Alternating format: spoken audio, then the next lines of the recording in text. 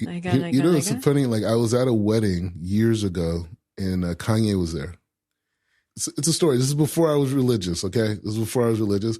So I knew these girls, and they had a deal with Motown. They were singers, and so they were working with this producer named No ID, who eventually became president or CEO of Def Jam Records, in New York. So he was getting married, and so they got invited to the wedding, and they were living with me because they didn't have any money, whatever, and I had this bigger apartment, whatever. So these two sisters they were living with, they were sisters. They're called Sweet Rush at the time. They changed their name, but anyway, so they took me to this wedding, and this guy that I grew up with is a basketball player. His name's Baron Davis, right? He used to play whatever. You know Baron Davis? Yeah. Okay, so I grew up with Baron, and so I walk in there, and he sees me. He just stands up. He starts screaming my name, right? And I look over, and I'm like, oh, my God, Baron's here. And who's sitting next to him? Kanye, Common Sense, and Big Sean, right there. And so Kanye's looking the whole thing, right? So my thing was like this. Kanye was at the wedding, and it's like, you know what? I try to position myself correctly with people and not be the fan. Because if I see him again somewhere else, I'm that guy. You know what I mean? So I was like trying to play it. But I had one experience with Kanye at this wedding because the guy, No ID, who's a producer, people were giving speeches. So his dad gives up and gives a speech. And his dad calls his new wife by the name of the old wife, right? And so I think Kanye was, the only one who caught it, and he starts cracking up, and I was cracking up, and he turned around, and that was the only moment. But other than that, like that was my Kanye interaction. But yeah, random off story. the record, obviously. No, his life was crazy. His first Shabbat dinner was with Madonna and Demi Moore. No, on the podcast. No, I know, but this is off record. We're not going to put this in. Yeah, this is whatever you guys want. We're talking. Everything's you want the Kanye thing in there and your whole? This is my life before I was Jewish. I lie. I mean, I got Drake stories. I got tons of stories. Drake signing that petition. Tell us everything. This week's episode is brought to us by Zahav Jewelry with one L. Hi, welcome to October 7th, Emotionally Raw coverage. Today is January 30th. It's the 116th day of the war, Tuesday afternoon. I would call it a sunny day. I'd call it like a sunny hour in the middle of a very, very rainy week with lots of wind and lots of gales. What are they called? Gales of wind? Gusts of wind? It's been a really, really, really stormy. Like gray skies, and I think about these clouds and how they're able to just absorb so much water before they pour down on us. Like sometimes clouds can only hold like 5 minutes of rain, and sometimes they hold like hours of rain. It's really, really enigmatic. Anyway, joining us here today is Rabbi Mordechai Yosef ben Avraham, rabbi, public speaker, activist, 2016 Republican candidate for the U.S. House of Representatives in the 37th Congressional District in California, and the author of Mind of a Black Jew, The Oldest New Way of Thinking, providing an analytical outlook on the moral and ethical positions of Orthodox Judaism told through the lenses of an African-American rabbi. Welcome. Welcome. Thank you for having me. Of course. Thank you for making it out here during this stormy day. I'm desperately trying to be more Tel Avivian. So like any opportunity I get to like be in Tel Aviv and chill, like I'm just really happy about it. And are you still living in Mea Shearim these days? No, I'm not living in Mea Shearim. But you know what? I miss it. I live like actually close by the Tachanan Marchazit, the central bus station. So I'm like one street over on HaTurim. Nice. Yeah. Before we get into, there's so many topics I want to get into with you today, but I'd like to kind of wind the clock back a little, if you will. You were born in Springfield, Ohio. You grew up in Calabasas, California, which is where the Kardashians grew up. Incubus, the band, is from there. You were born Sharif Hassan, a Sufi Muslim. And now you're an ultra-Orthodox Jewish guy. Yeah. Who's been ordained as an Orthodox rabbi. Yeah. In your book, you also speak about Judaism as this religion of transformation. And you speak about healing and getting up and facing adversity. And maybe that's a good place to start. our conversation today? Yeah, I think the basis of that approach, a lot of it came from my parents. My parents, are phenomenal people, and they are both self-described coming from very dysfunctional families. And they took approach early in their marriage that they didn't want to pass that things that they inherited and ideas onto us. I have 3 brothers and 1 sister. We're all kind of 2 years apart.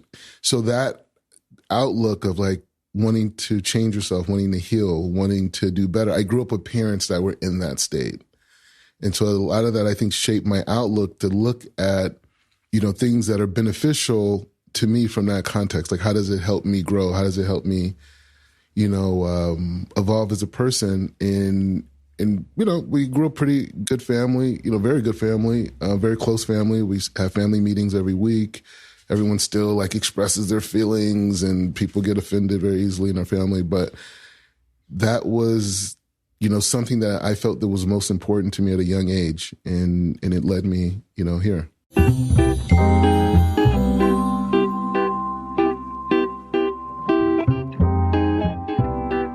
In your book, you also talk about peace and the significance of lucky number 7 and Shabbat.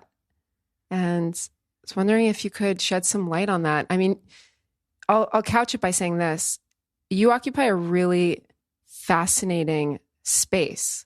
You're in more contact with the ultra-Orthodox and Orthodox community than me and Dora are. And I'm sure the conversations there since October 7th have been quite different than the ones that we're having in South Tel Aviv. Has your perspective on peace or God shifted in some sense since October 7th? The sensitivity to war is something that I inherited on October 7th was, wow, war is a real thing. People, because it's always been on television. In America, Civil War is the closest thing we know, or there's a gang battle or something, you know what I mean? But the idea of people really wanting to murder and kill indiscriminately and whoever's around, that's just a completely different way of thinking than the West. And to be here and to experience that and to see the rockets and to have friends that are serving and them having friends that died. When the war first happened, I give a lot of lectures. And so I make a lot of friends. And so this one girl who came to one of my lectures probably a month before was a medic in the military. And she was down, in the South. And she just came back. She's like, we gotta meet up. We gotta chill. I gotta talk. And I was like, okay, yeah, for sure. Right. And so I go, and she has 2 other girls with her.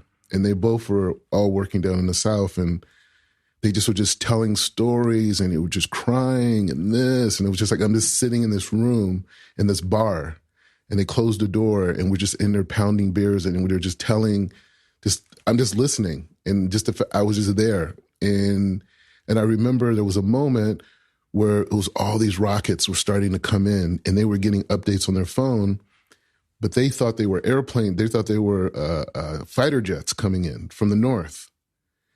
And so they were kind of freaking out. And then they realized that it was actually more rockets from the south, but they made their way all the way to Haifa. And that was that moment. But it's, I became very sensitive, to war and how it's not a solution, and it's something that we should try to fight against at any cost possible. I guess my question is really, during the Holocaust, after the Holocaust, a lot of Jews found themselves saying God, have you forsaken us? And this started on October 7th, Shabbat, Simchat Torah. From a spiritual perspective, I guess some people view this as a test. Other people might be saying, what's going on, God? Why again? Why on this day where we're supposed to be so joyous? One of the holiest days in our year, on Shabbat, the worst massacre of Jews since the Holocaust. I mean, in terms of peace, in terms of that lucky number 7, if you will. I don't know. Do you have thoughts on that? When you think about the people, because I thought a lot about it, like the people who passed away, the people at the festival, the people in their homes, and you think like, wow, like what's going on? Like how, like what is God saying to us? Like what is this dynamic? What's going on? There's an idea in Kabbalah that says that a person's soul starts to leave their body like 30 days before they pass away. And it's like a slow dissemination of the soul, leaving. And then there's the last moment, and it's the moment that we witness, right? We witness like, oh, a car accident, God forbid, or someone has a heart attack, whatever it is, God forbid. But it's a process. It's not like an immediate thing. And there's different reasons why this process of death happens the way that it does. So when you look at it from that perspective, you think about all those people who bought tickets and were driving down there and just looking to have a good time, and you think about like the like someone's lifetime, right? How long a person lives, why do they live? All these different things, and these people who passed away in the south of Israel, are pretty much going to be the reason why this whole region is going to be saved eventually. Meaning that a lot of these ideas that are built around divisiveness and oppression and totalitarian, these are the people who are fighting against Israel, fighting against the West right now. This is the Hezbollahs, this is the Hamas, this is the Houthis, this is the Irans, and all these people, the people in Syria, Assad, all these people. And there's always that one triggering thing. 50 years ago was a photograph, in China of a kid standing in front of a tank. So this moment is that. So you say like, well, who are these souls that are going to be remembered for perishing and creating this whole battle against evil, in essence? And that doesn't mean that everything about America is pure and everything about the Israeli government is pure. That's not the argument. The point is just saying there's women in Iran that are in jails right now being raped because they spoke up. There's families that are, shivering in places in Syria because they resisted and they got gassed, right? So what's going to stop that? And so when we see the Jewish people and we see this experience, we have to look at those people who passed away and like, yes, there's a huge sadness. I mean, these are real people, real lives, but you think about the implications of that moment over the next 50 years, next 100 years. It's those are very high souls is kind of like where I'm going. These are very like extremely high souls. And the fact that they died on that day when there's like such an opening in the heavens and it's just goodness and simcha and happiness, and say it didn't happen that way. Because I said this to a group of religious guys. I said, you know what? Say it wasn't a festival, and say it was somewhere in Bnei Brak. And on this particular day, there was, 500 people that didn't wake up. They just didn't wake up. They laid in their bed. There's no reason. There was no foul play, nothing. They just didn't wake up. What would we say? What would we say about those? Wow, these souls. Wow, they went up. Wow, so holy. Same thing right over here.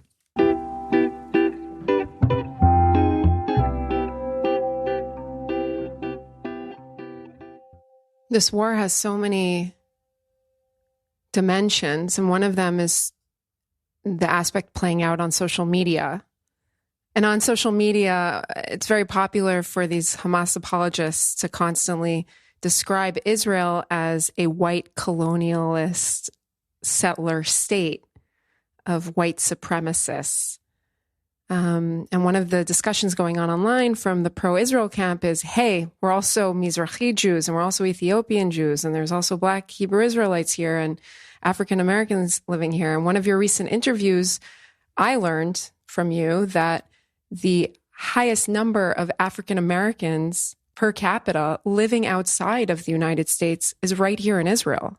And I was wondering if you could speak a little bit to that in terms of your activism, in terms of working to say, hey, we're a multiplicity of voices. There are more than just those dimensions of us that you think exist.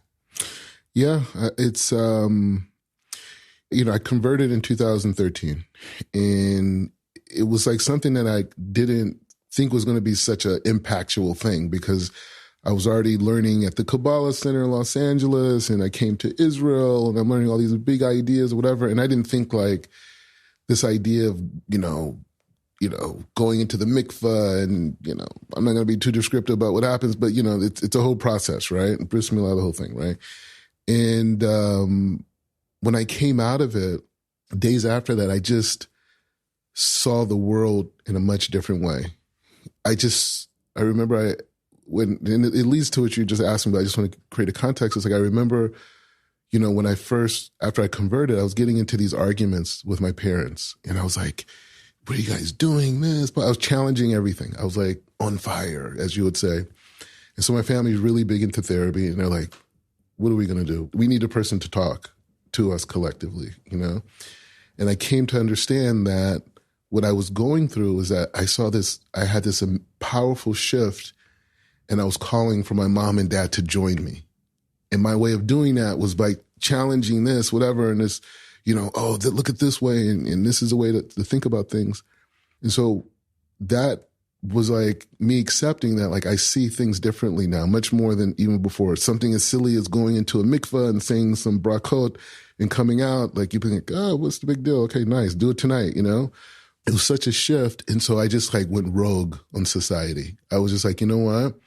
I don't care anymore. I'm bringing new ideas to the table. And no matter how radical I have to be to do that, that's where I was at. And that's why I got into the Republican Party. I didn't have any connection to the Republican Party. My parents were Democrats. I grew up. My mom, is into social justice to a degree. You know what I mean? Like, she grew up in that era, right? She's a professor. And so for me, like, the whole Republican thing was just like, well, if I wanted to join the Democrats in LA, I got to push their agenda. And it's like, I'm not about that agenda. Like, this is about war, right? And so I joined the Republican Party. They're like, hey, you want to run in LA, and you're black, and we'll support you, whatever you want. Like, nobody's trying to run as a Republican in LA. You know what I'm saying? Like, 37th District is the biggest Democratic district in the United States, right? And it's one of the most influential districts in the United States, right? And so when I ran as a Republican, I just wanted to go into the black community, Hispanic communities, other communities, and say, hey, look how we're being manipulated. Look how they're convincing us. It's 2016. Look how they're convincing us and using victimization and using all these mind control tactics to make us into sheep, right? I was going to college campuses, USC, UCLA, talking to different clubs. So it was like a way of waging war against bad ideas. And so that was where I was at after conversion. And a little bit later, some of the rabbis said, hey, why don't you maybe go to yeshiva for a little while and come back, and you could add more to the community. And so when I came to Israel and I came to yeshiva, it was just like, oh, okay, this is where it's at. Because one of the things I was most passionate about is like society is only focused on the effect. Everything that we see in the world, most of the conversations is all about dealing with the effect of things, not the cause. So the idea is like saying, like, you could have a Hezbollah, you could have a Hitler, you could have all these different types of people, but they're going to recreating themselves in society until we address the issue, which is consciousness, which is a perception of reality, right? Because that's how people are being manipulated. That's how they're being tricked. So when I came to yeshiva and there was this new library of information for thousands of years and discussions and new ways of seeing reality, I was like, this is where I need to be. I need to become this. I don't want to learn this. I want to become this. So living in Meir Sharim and that whole thing was like me physically indoctrinating myself and changing myself, living, sleeping in like a little mat. You know what I'm saying? Like in the middle of Meir Sharim in some place, and it's like freezing cold, and there's like no heat, nothing. During the summertime, there's no air, circulation, you got a fan in your face the whole time. There's like 1,000 mosquitoes like waiting to attack you if this fan ever moved, right? But that's what was important to me, to be in that place, because the system that I came from, which is a quote unquote great system, right? We grew up in the suburbs, I had expensive cars before I even was able to go to clubs, right? That's supposed to be the life, but it's not. It's a whole lie. The whole thing's a lie. No one has ever achieved happiness that route. No one. Maybe pleasure, maybe a lot of pleasure, but never happiness.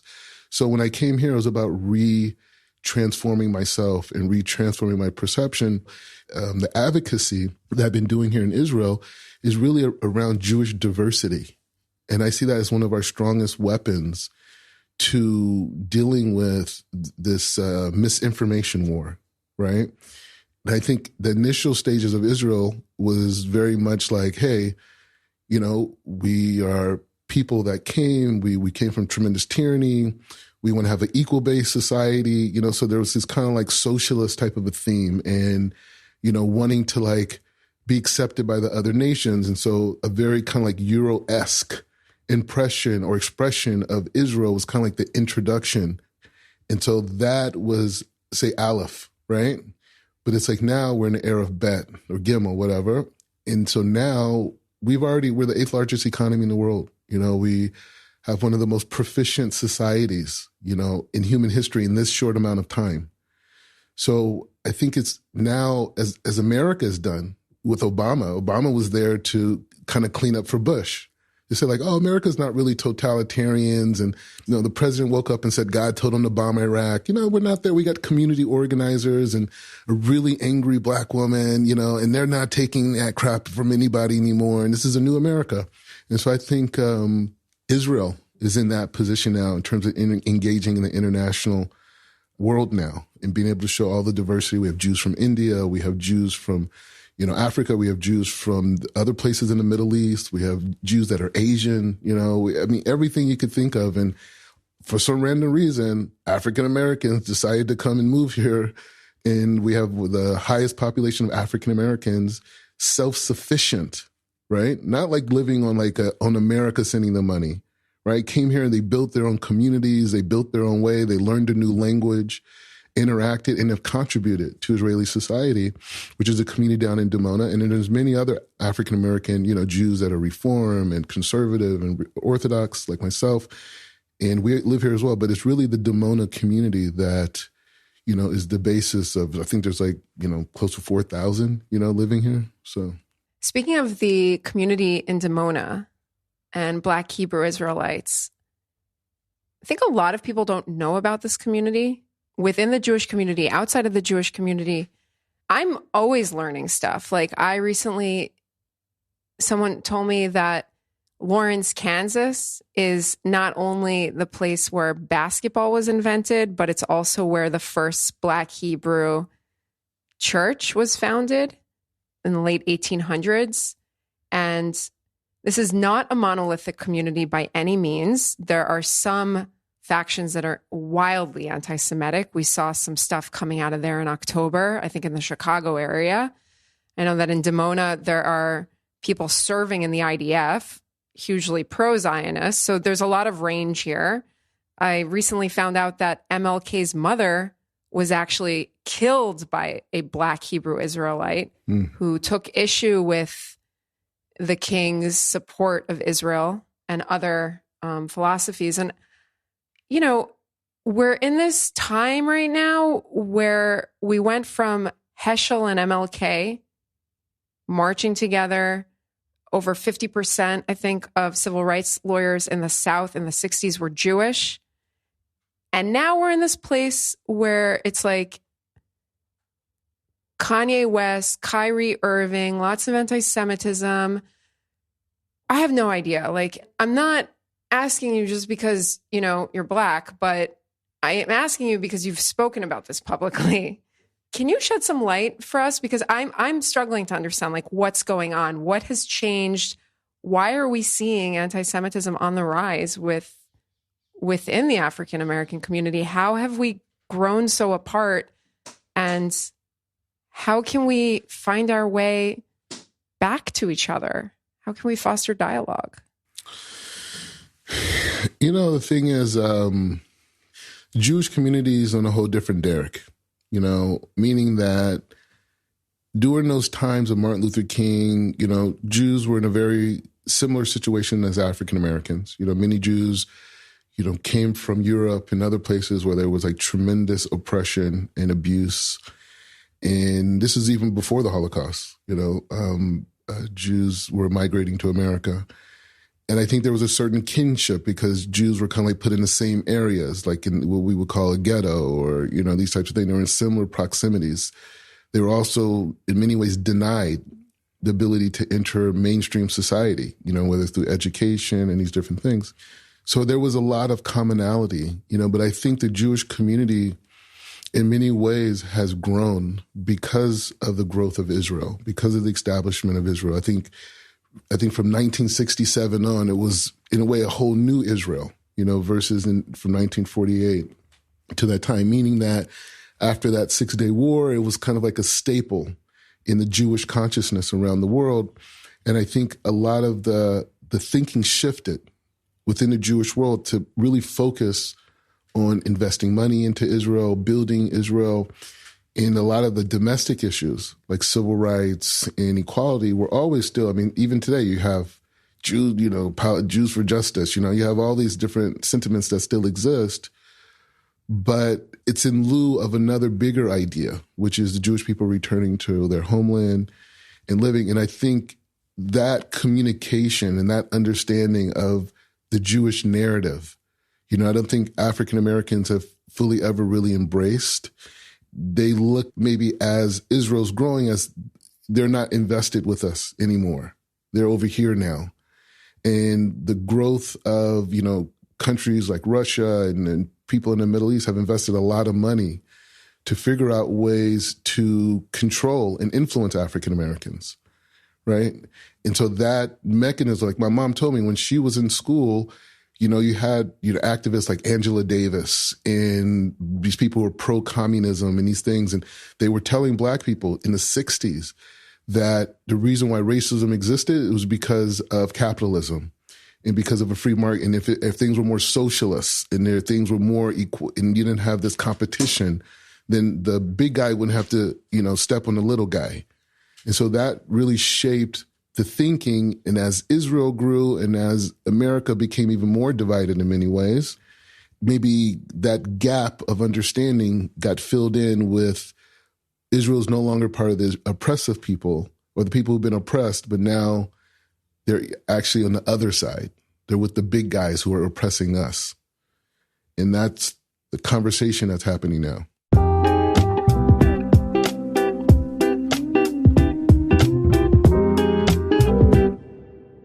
It's interesting because, and correct me if I'm wrong, I'm not super well versed in history from, West Africa, East Africa, North, South, which, it's so many different histories going on within Africa. But the 60s saw like a time of Pan-African nationalism. You had, different movements, lots of different countries in Africa became independent from the yoke of European colonialism throughout the 20th century.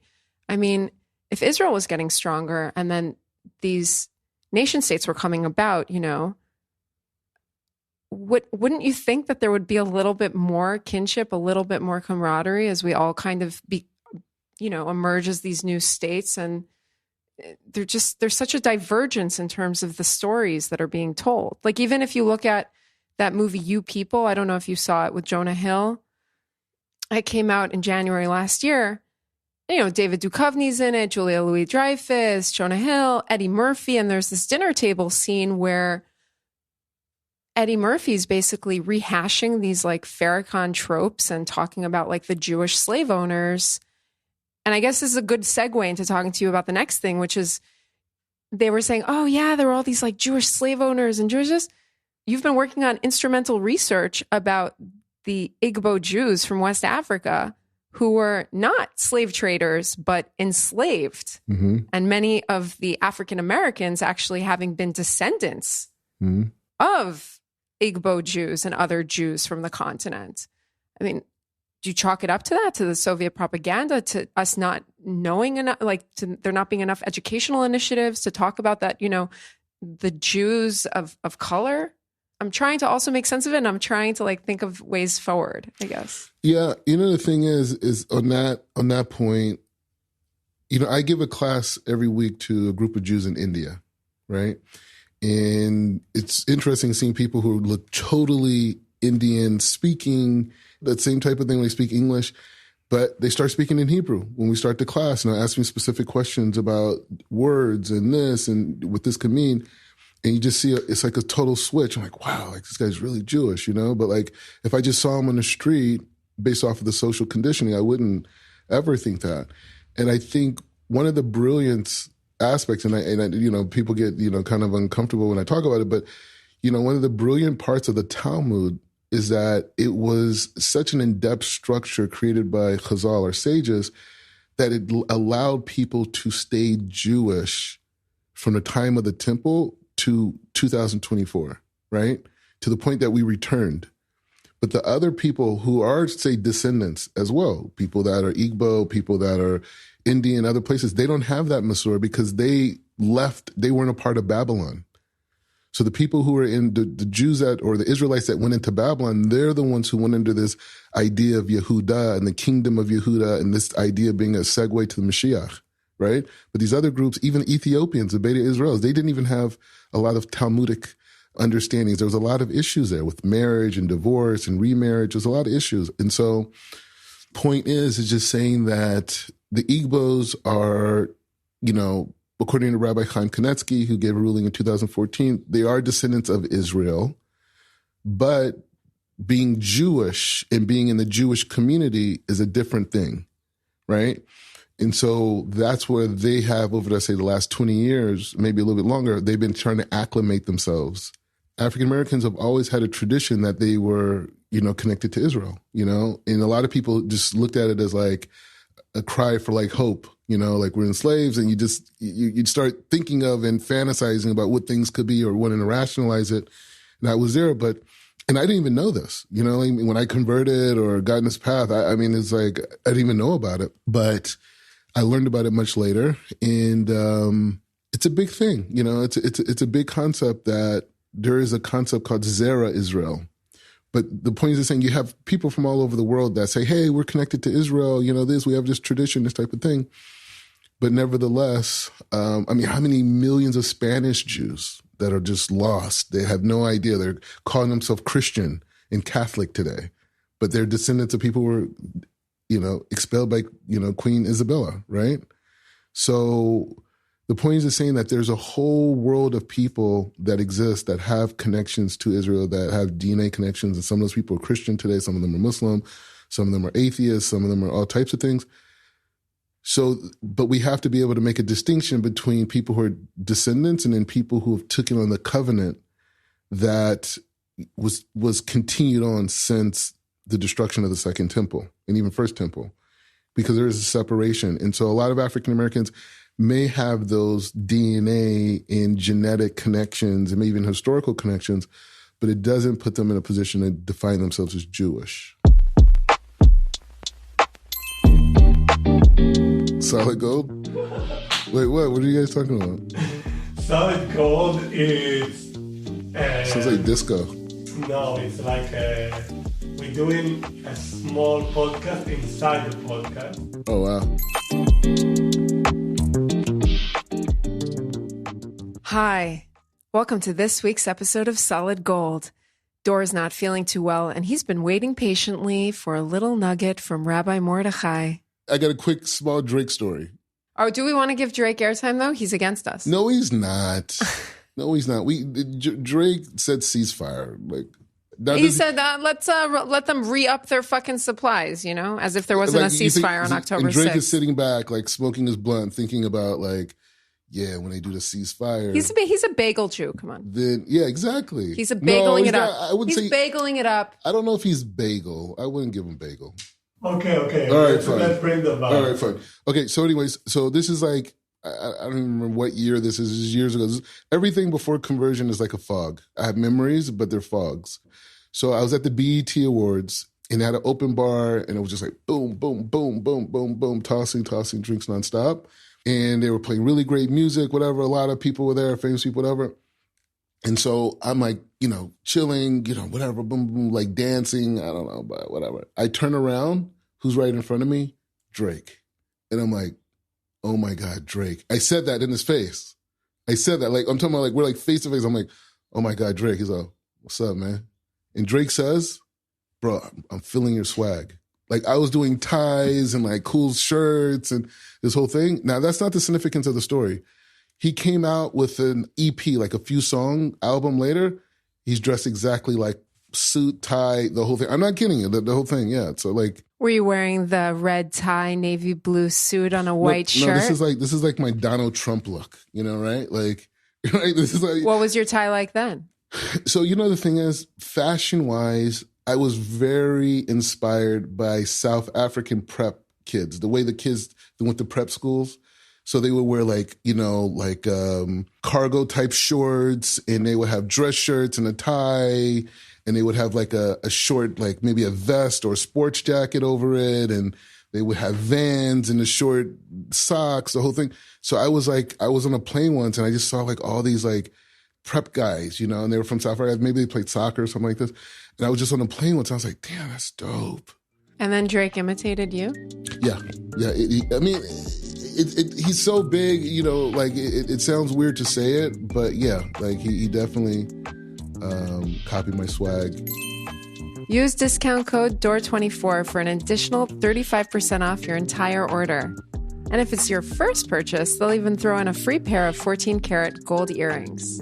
And if you don't have a piercing and you still want to look amazing, I fantasize about having piercings. I fantasize, and I also fantasize about being tattooed. I wish I was covered in tattoos. Like, but you could also wear Zahav, even if you don't want to get piercings. Really, no piercings, no problem.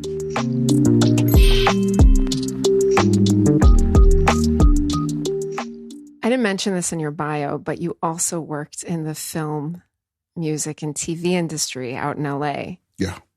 And can we talk about Kanye just a little bit? You know, his apology.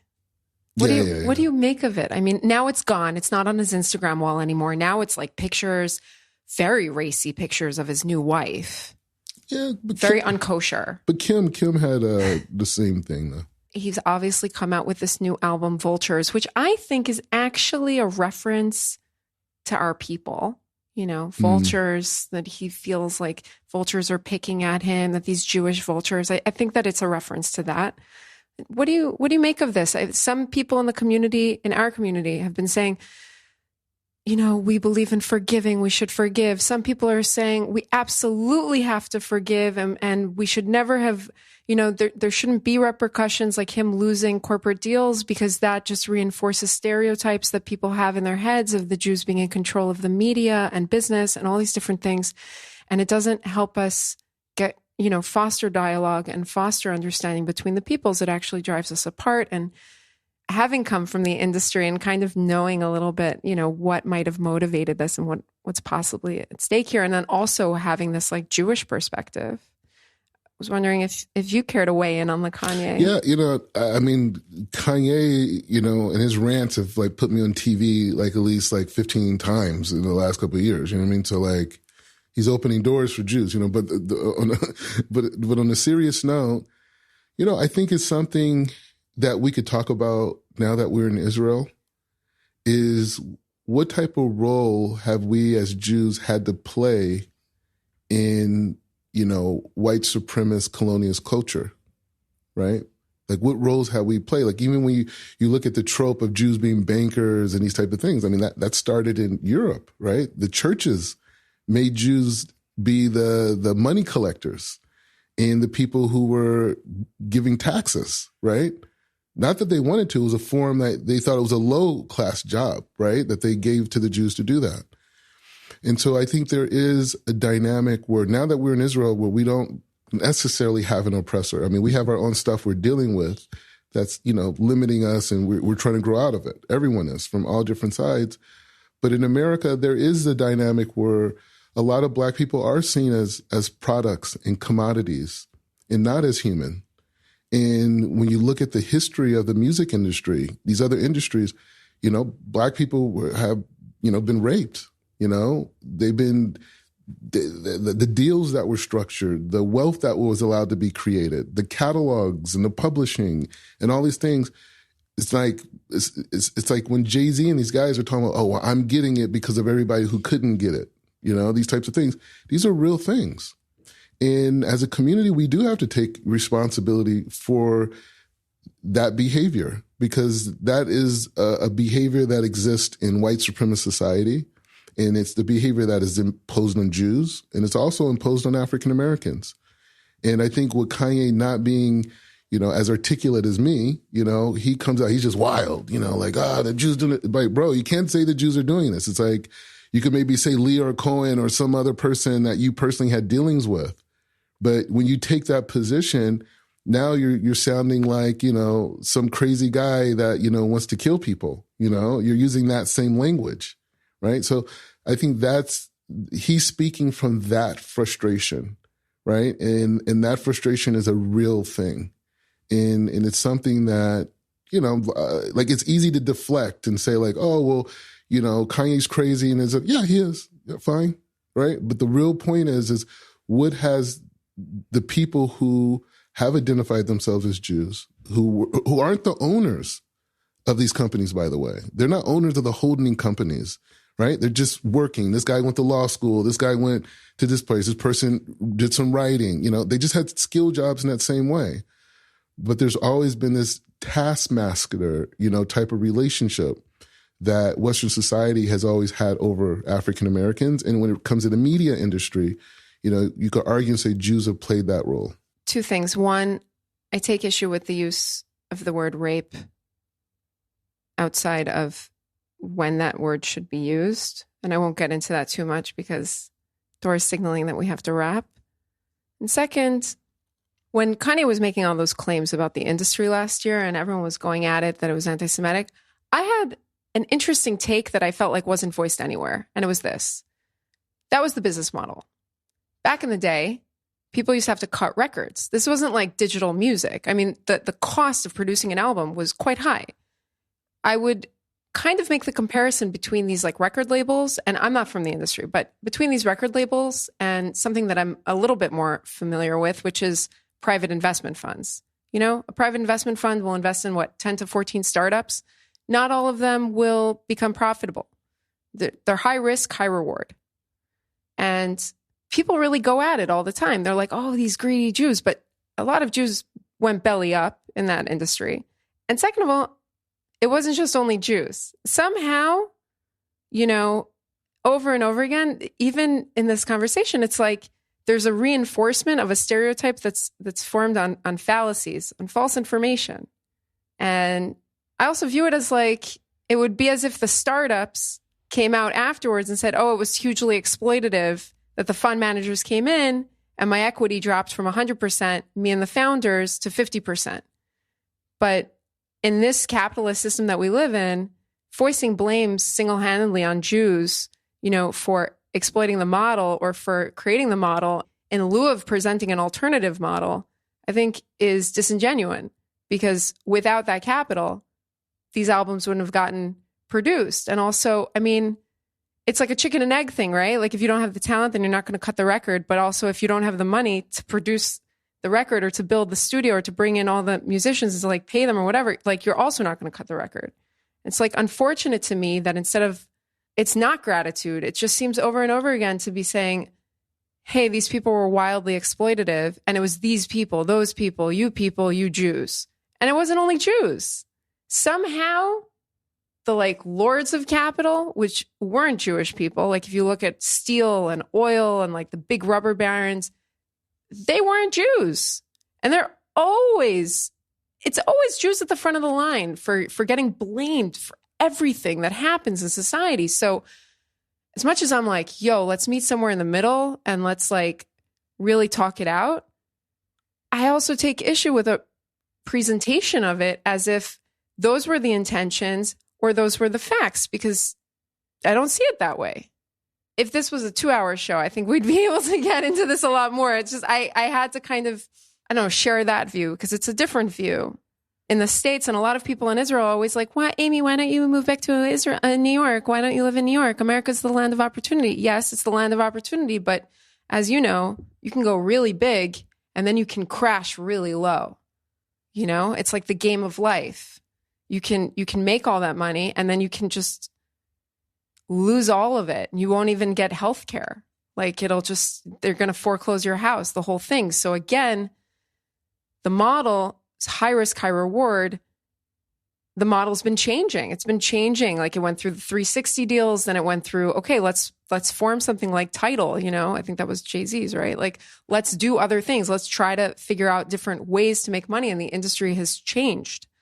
But during that time, and it wasn't just Jewish producers and Jewish accountants, it was also, there were Black people and Christian people and et cetera. I don't know. It's just, it frustrates me, I guess. When we talk about Jewish healing, I think is whether that was the pervasive way things were done or not, is just as on an ethical and moral barometer, what role did we participate in that, right? And when we are accused of it, do we have to run away from that accusation and say, oh, well, you're just anti-Semitic? It's like a dysfunctional parent.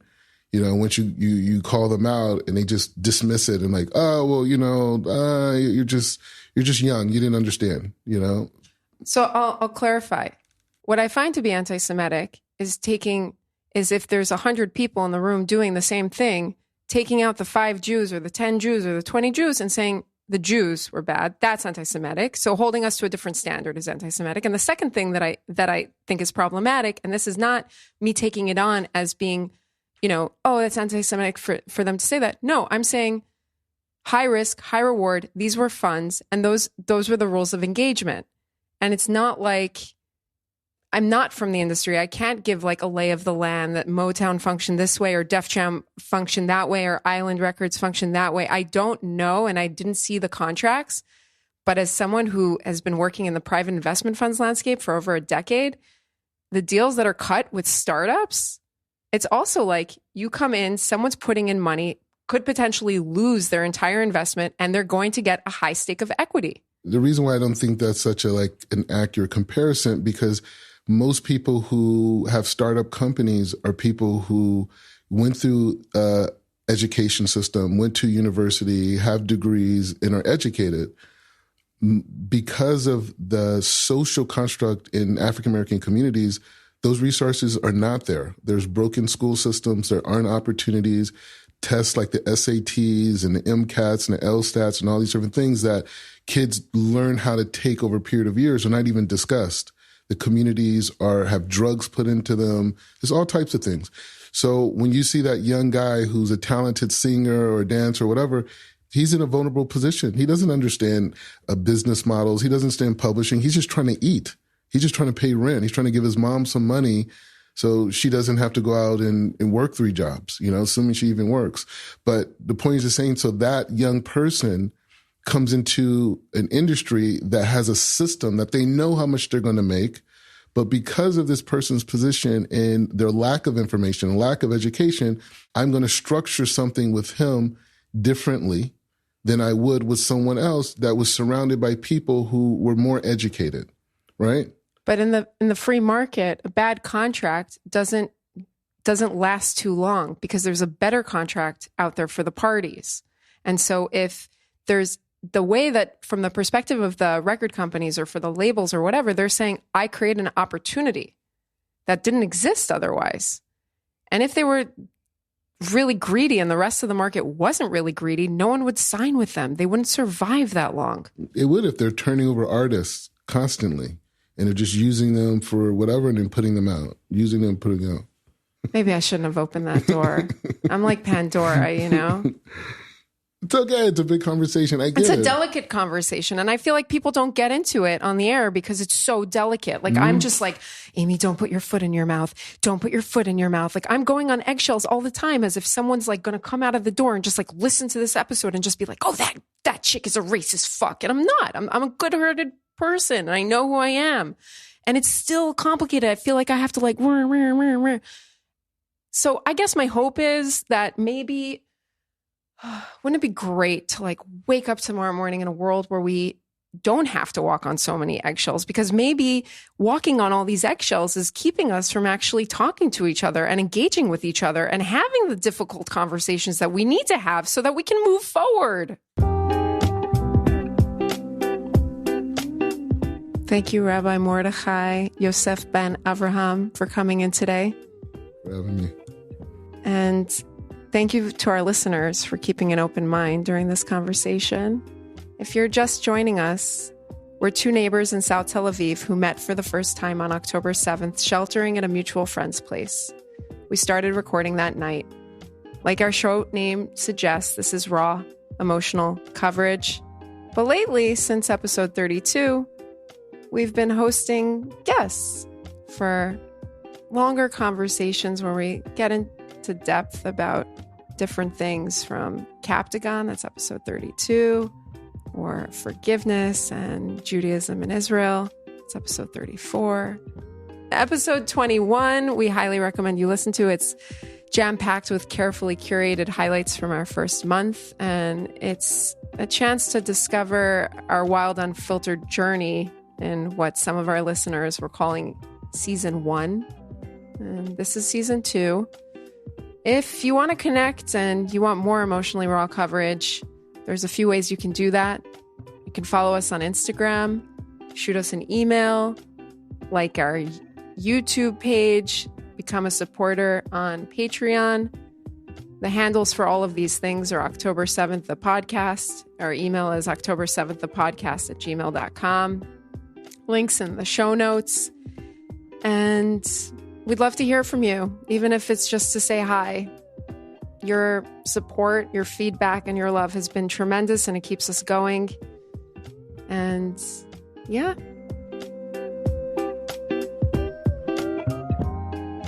Thank you to Shema, Your Home for Podcasts, Jonathan Gall, Maya Schlesinger, Dor Comet. I'm Amy Sapan. Stay safe and stay tuned.